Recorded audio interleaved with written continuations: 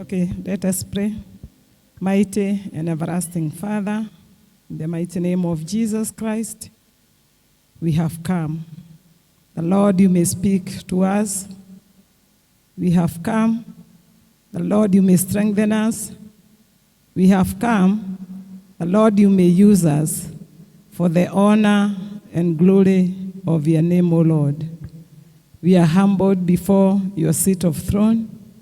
Holy Trinity, as we wait from you, minister unto us, O God, as you choose. Open up our understanding. Open up our ears. Open up our minds, O God, that we will be able to grasp your truth and that your truth will work in us, O God. We are humbled before your seat of throne as we wait on you to speak to us. I pray that you may sanctify us, that Holy Trinity, you may speak to your people through my lips, O God Almighty. I commit myself unto you, that Lord, you may use me as a vessel of honor to speak to us. And it is in Jesus' name do we pray and give thanks. Amen. Bwana asifiwe. Bwana asifiwe kanisa. Ya kama mumeambiwa, my name is Muriithi. I'm born again. I have the joy of salvation in my heart. The Lord has been good to me. The Lord has walked through the path of salvation with me. It has not been easy. There are ups and downs along the Christian walk. But I want to declare that the Lord has been faithful this far. Praise be to God. I'm honored this morning to have been allowed by our parish minister to share the pulpit with you today. I don't take it for granted. I'm not worthy, but the Lord has chosen that today I'll be here. I had other plans of being elsewhere today. We had a parish function, health function in Nazareth, and all through I had prepared to go there. But when I was called and told that today I will share the parish, the pulpit, I got humbled. Therefore, I'm grateful to God that He has found it fit for me to come and share the word of God with you today. I'm also grateful to the parish minister for giving me this opportunity, and I'm grateful to the leadership of the church for also allowing me to come and speak the word of God from this pulpit. Praise be to God. So, for the interest of time, I want to go direct to the word. And our theme, or what we are being asked today, is what shall we give to God? Praise be to God. What shall we give to God? And you can take it personally and ask yourself, what shall I offer unto God? And as the reading, the word continues and says, for all the bounty, or for all the good things that the Lord has done to me. Praise be to God. I want to thank the people who have read, because they have read very clearly, and therefore we will move very fast for the interest of time, and we learn what the Lord wants us to learn today. From our first reading, David is asking, what will I render unto God for all the goodness that the Lord has done unto me? And we don't know what the Lord had done to David, because I am imagining that he searched his heart, and that is what we are encouraged to do today, that we search our hearts, we commune with God, and we ask ourselves, what will I give unto the Lord for all the goodness that He has done to me? For David, as we read the scriptures, we see that he was a shepherd, and in the forest where he was taking care of his father's sheep, and whatever else he was taking care of, God had protected him. There were animals in the forest that could hurt him, but he gives an experience that God was enabling him even to fight and kill those animals that were coming after the sheep. And therefore, God had protected him from death. God had protected him from those animals. Even when he was anointed to be king over Israel, we read and we see, what he went through. That the leader that was sitting on the seat then, that is Saul, became envious. That another leader has been anointed while he was still the sitting president of the land. And he went after his life. And many times are the times he attempted to kill him. But God protected him. So what we are saying is that as David was going through his life, he was looking at all the goodness that the Lord had done to him. So I would encourage each one of us this time that it is good that we commune with God, that we look at our lives from when maybe we were formed in our mother's womb, and the Lord tells us that He foreknew us. He foreknew you. And that is why you are seated here today. From that time, you came to be born. You grew up. You went to school. And you are who you are today because of the power of God. You are who you are today because God has made you to be so. You have what you have because God has enabled you. His word tells us that He is the one who gives us the power to get wealth. And He is the one who has taken you this far. And even today, He's the one who woke you up and prepared you to come here so that you may listen to His word today. So that we may reason together. So that we may ask together, what shall I render to God for all His goodness to me? So look back in your life, see what God has done to you, and ask yourself together with David today, what shall I render unto the Lord? And I believe David had a revelation from the Holy Spirit, and it was revealed to him what to give to God. And he said, I will take up the cup of salvation, and I will worship the name of the Lord. I will fulfill my vows before God.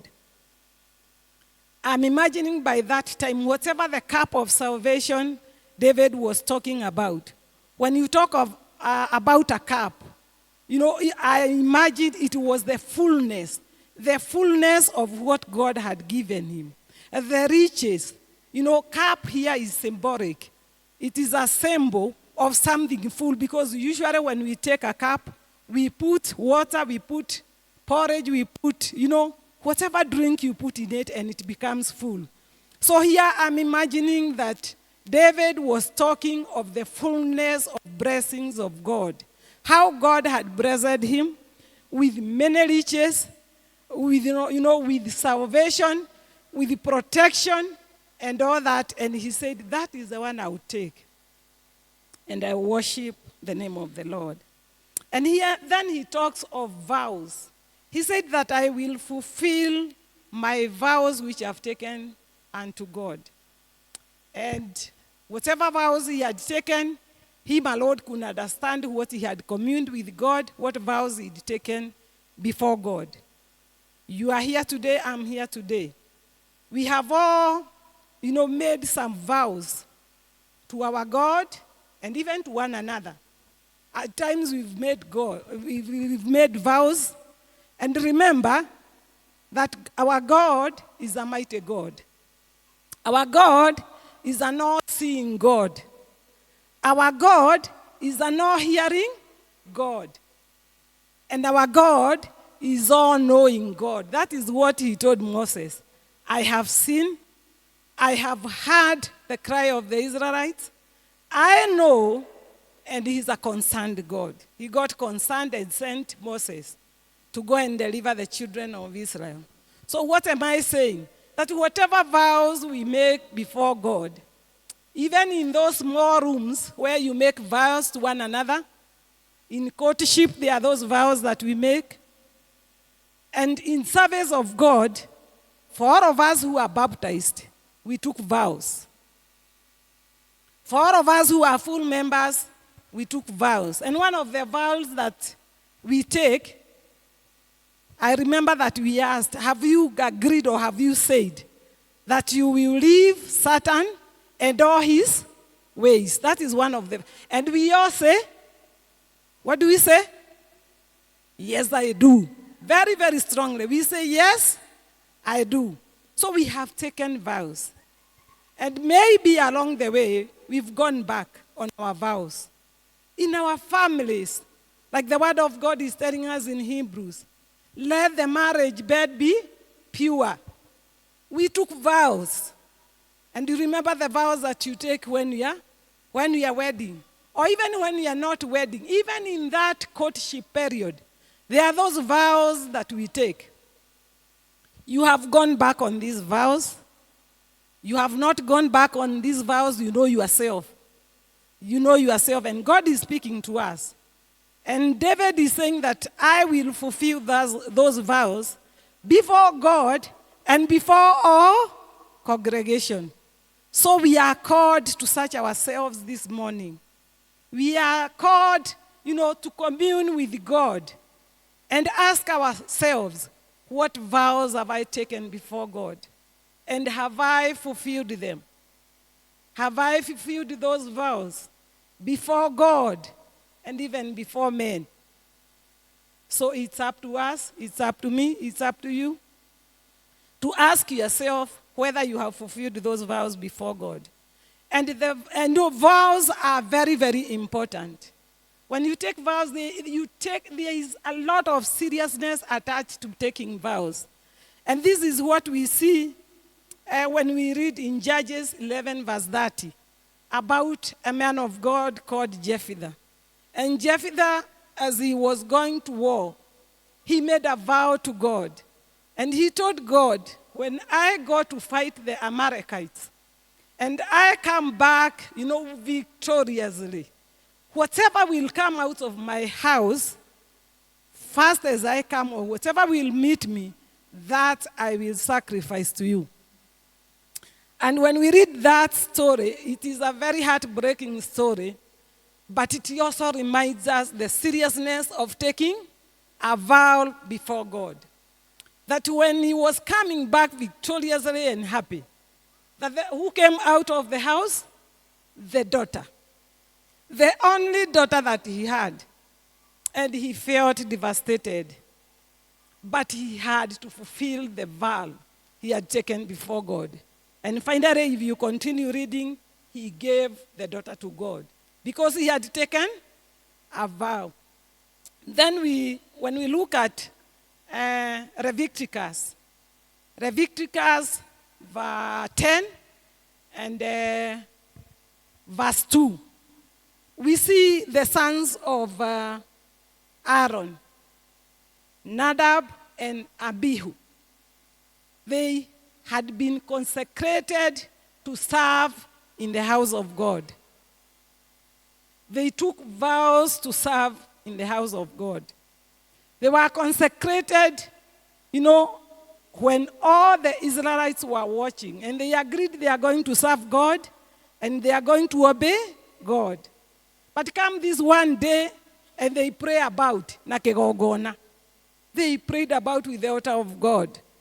They went in there and they started doing what they were not supposed to do. And we are told what happened to them. Fire came from heaven. And they were killed on that altar. They were killed on that altar. They burned to death. Why? Because of praying around with the vows that they had taken before God. So taking vows before God is very, very serious. And therefore, I would urge us, commune with God. The last time I was here, we talked about us having a family altar. And we said that each one of us, if you are Christian, if you are baptized, if you are born again, if you are taught the word of God, you should have an altar in your house where you go to commune with your God. So it is good that we commune with God in our altar, and look back in our lives and ask ourselves, what are these vows that maybe I've taken and have not fulfilled them? In our marriages, in our families, even those small promises that you promise to our children, that if you work hard, I will do this to you. It is good. It is good that you do what you promise.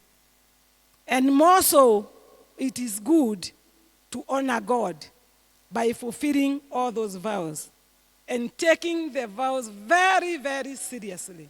Very, very seriously. As we can see, there is no way you can joke with God. So, in that one, I would want us to ask ourselves two questions. What has the Lord done to you? What has the Lord done to me? What is that goodness that the Lord has done to you? And then to do like David did. You take up the cup of salvation, the richness of the many blessings that God has given you, and honor him, and to honor the vows that you've taken before God. There are about 6 things that as I was researching the Word of God, God taught me and, revealed unto me and told me to come and share with us today about what can we give back to him for all the goodness that he has done unto us. And one of the things is a heart of gratitude. We should give back to God a heart of gratitude. Let us be grateful unto God for what he has done to us. As you sit down, as you count the blessings, like the singer said, that count your blessings one by one and see what the Lord has done to you. As you commune, as you count your blessings, be grateful. Have a heart of gratitude. Have a heart of giving back to God, not just by words alone, but even in giving yourself, in giving into service, in giving in whatever we are called to give into. And I was looking, as I was reading, I remembered that the registrar has announced, on 23rd, we are required to go for district service, and we are supposed to give unto God. And I was asking God, what is it that you would want me to give to you? And what I would encourage us is that count your blessings. Count your blessings one by one. Count your blessings one by one and see what the Lord has done to you. And out of that, let it not be because the district has agreed that we will give this amount that I will give. No. Count your blessings one by one. And then what God leads you to do, do it. Why? Because we are not blessed the same. God has blessed us differently. And maybe in the district you agreed, kila mtu atatoa 3,000. But sincerely, when you go and commune with God, are you blessed with only 3,000 that you can give to God? No. And we are supposed to have a heart of gratitude. So go and commune with God, and whatever God tells you, according to what he has blessed you with, just like David was asking, go with the fullness, a cup of salvation, the fullness of the riches that God has blessed you with, and give unto God. And I believe God who sees in secret will reward you openly. But as if we were, so we are saying, what is the number one gift that we should give to God? We will give back a heart of gratitude. But as if we were. And then number 2, obedience and love. We should give to God obedience and love. We should be obedient to the word of God.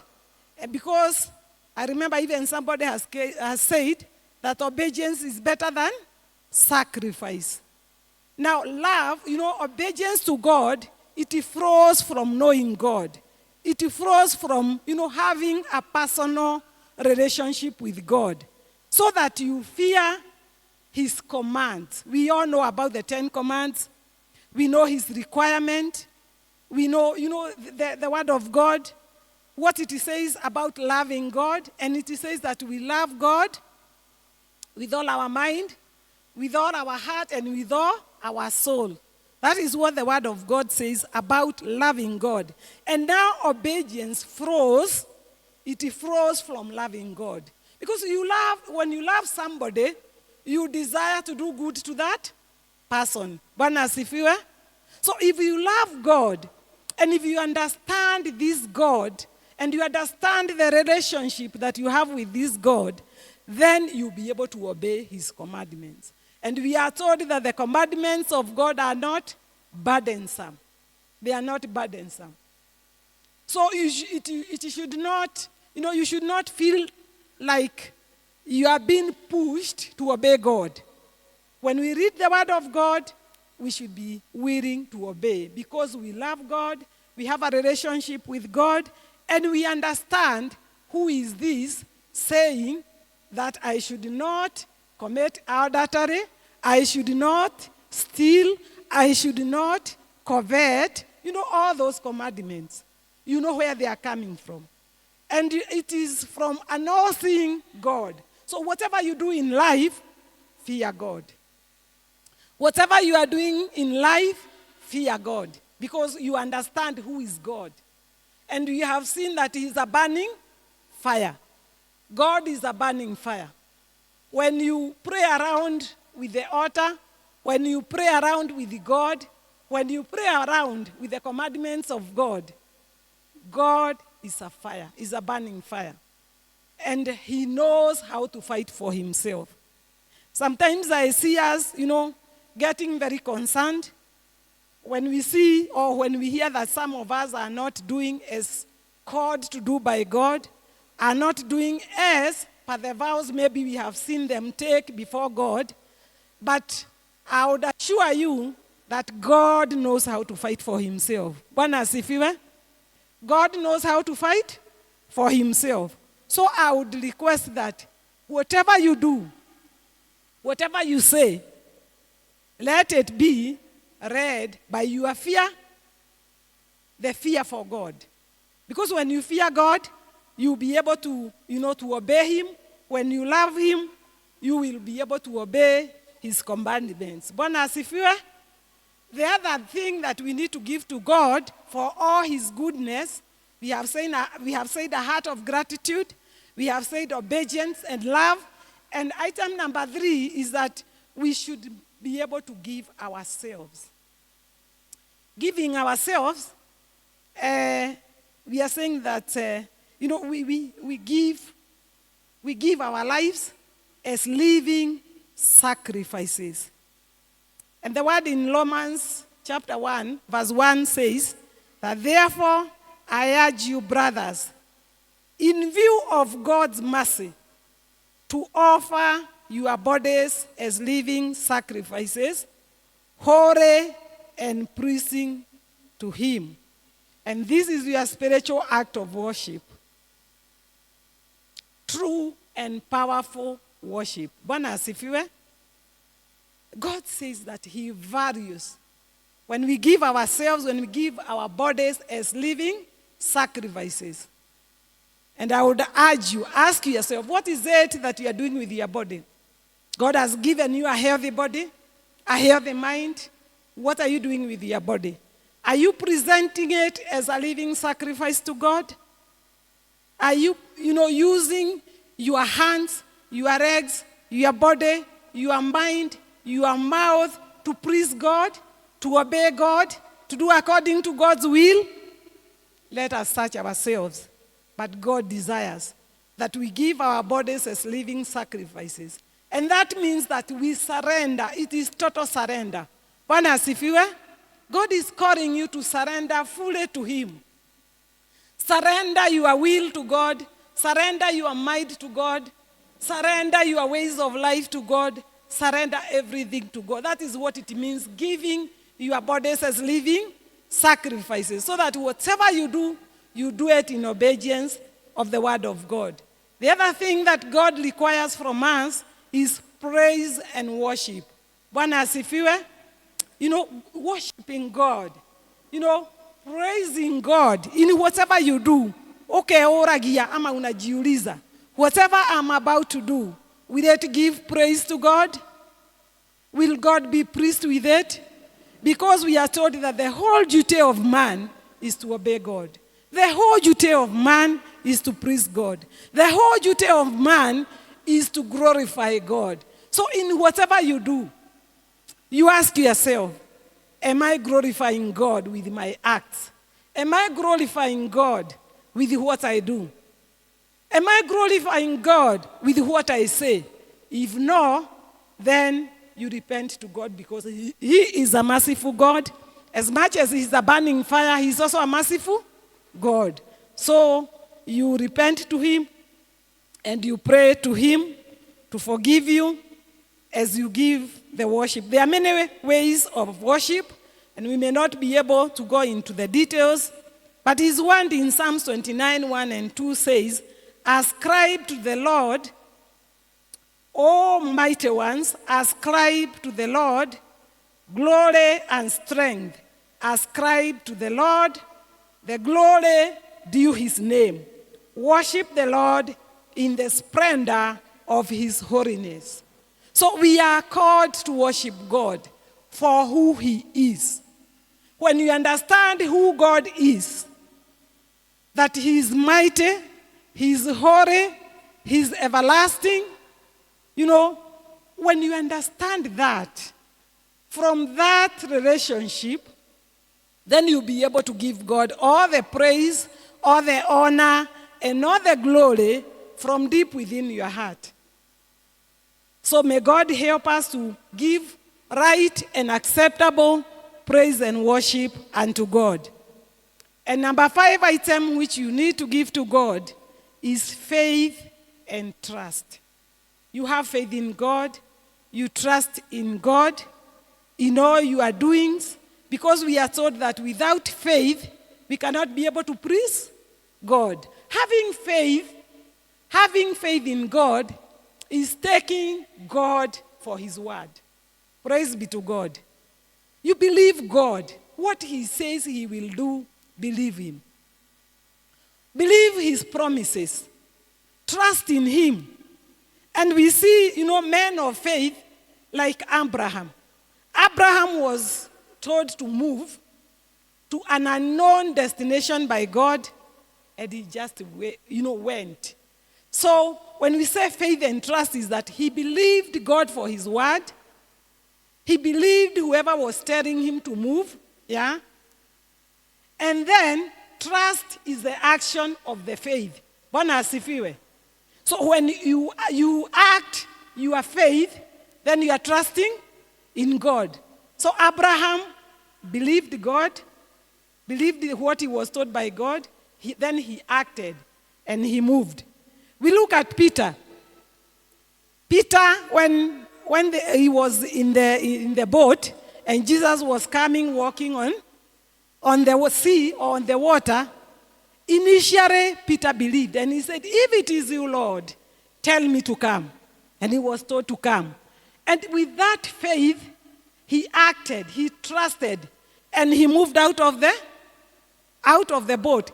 And we are told that initially he walked on the water just like Jesus was walking on the water. But when he started focusing, when he stopped focusing on Jesus and believing Him, he started focusing on the storms in the water. He started sinking. So what are we saying?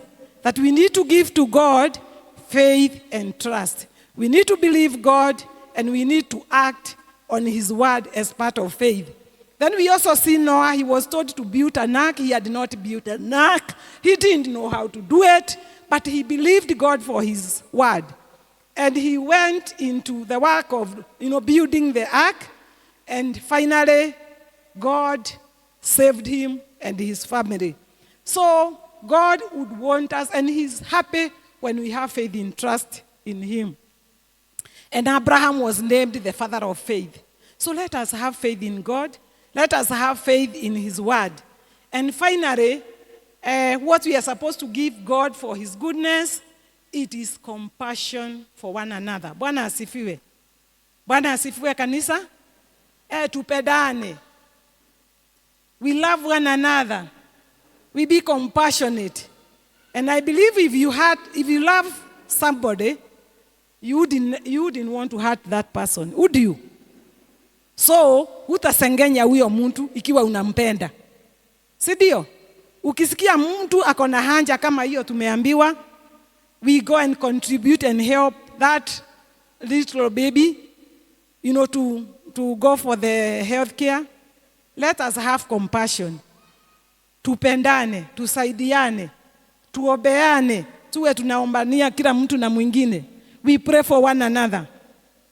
Even when we see our brothers and sisters falling out of the path, of the expected path of God, let us pray for them. Let us not backbite them. Let us not go, gossiping. Pray for them because unampenda. Ukipenda, unafanya, isn't it? We express love, we express compassion by doing. Because even Jesus Christ, when he loved us, we are told that, in John 3:16, that when he loved, he gave. Bwana asifiwe. So when we love one another, we give. When we love God, there is what we give. So when we love, we express the compassion for one another. We express the compassion to God by doing something, by giving. So what we are asked is to love others as we love ourselves, because that is what the Word of God tells us, that love your neighbor as you love yourself. And then it also says like you did to these little ones, these little brothers of mine, you did it unto me. And that is when Jesus was saying that I was sick and you came to see me. I was in prison, and then the people around were asking, when did this happen? And the Word of God says it is when you did it to one another. Bwana asifiwe. So we are called to have compassion for one another and to help one another. And when we do this, then we will have given back to God for all his bounty to us, for all his goodness to us. We will have given back to him. And if you forget anything else that I've said today, the Word of God, just note these 6 points and pray to God, commune to God in your altar, and ask God to help you to give back to him.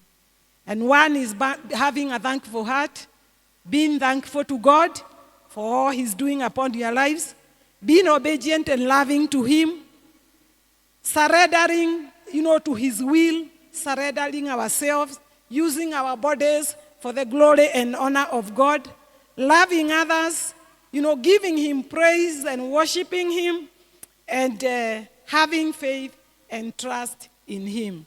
And if we do this, then our loving Father will be able to bless us, will be able to accept us as we give back to him, as we do his will. Then he will even be able, to bless us more. Because when we give to him, when we obey to him, there are blessings that are attached to obedience to the Word of God. Bwana asifiwe. So let us stand up.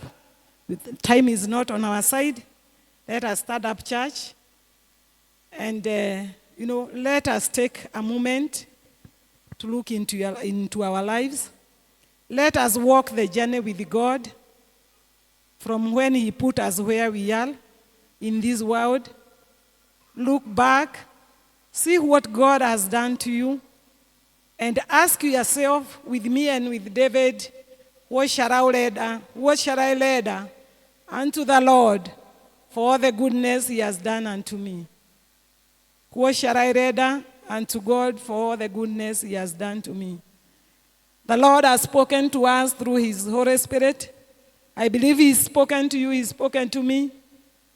And as we sing this chorus, that I surrender all, Gladys, you guide us. As I surrender all unto Jesus, then seek your heart and say a prayer for yourself.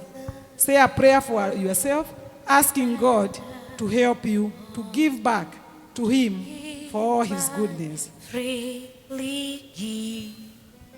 I will ever love trust Him in His presence daily live. I surrender all. I surrender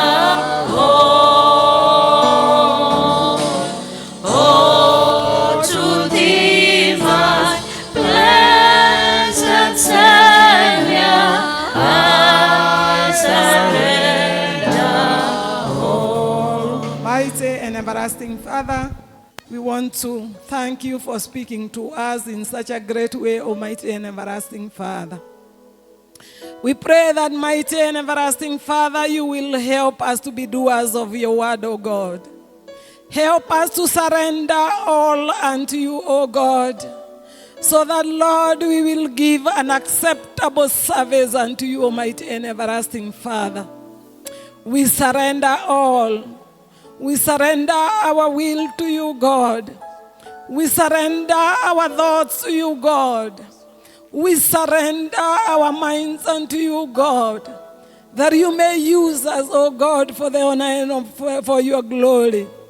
Help us, Lord Almighty, to take up the fullness of the blessings that you've blessed us with, O God, and worship your holy name, O God. Help us, Almighty and everlasting Father, to fulfill the vows that, Lord, we've taken before you, God, and before one another. We know that you are consuming fire, O God. We pray that you will not consume us, O God. We pray that you will not consume us because of our disobedience, O God, because of not fulfilling the vows that we've taken before you, God. As a church, we cry unto you, God.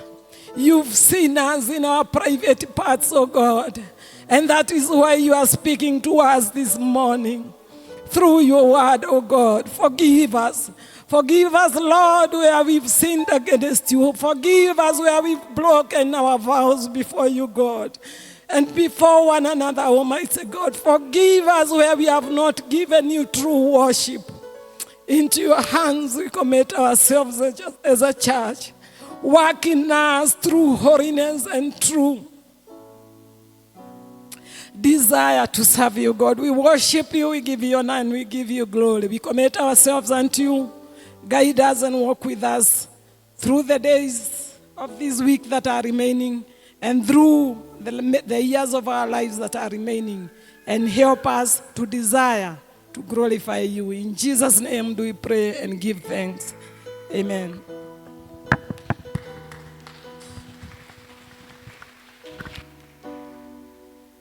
Thank you very much, Elder Mrs. Muriithi, for the powerful word. May God continue to empower you to speak to his children. It is time for the offering, and as we are doing our offering, we shall be singing hymn number 551, When Upon Life Billows.